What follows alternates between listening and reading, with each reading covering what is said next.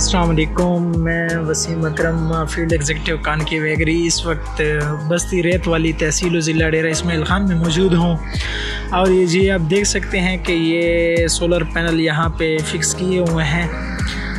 ये 3 solar panel हैं और ये जी ये 51 प्लेट्स पे मुश्तमिल हैं और जी इससे आप 20 हॉर्स पावर की मोटर्स जो है वो चला सकते हैं। और मेरी इस भाई से बात हो गई है जिन्होंने ये सोलर पैनल लगाए हुए हैं, तो तकरीबन इनको 2.5 साल हो गया ये पैनल लगाए हुए,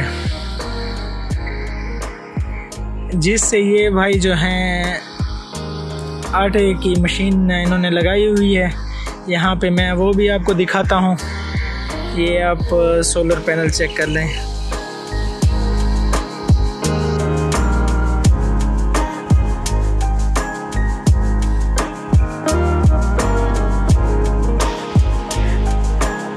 तो जी आप भी अपने आप को सोलर पैनल पे कन्वर्ट करें, ज़िंदगी की परेशानियों से, लोड शेडिंग और डीज़ल की रोज़ाना बढ़ती हुई कीमतों से छुटकारा हासिल करें।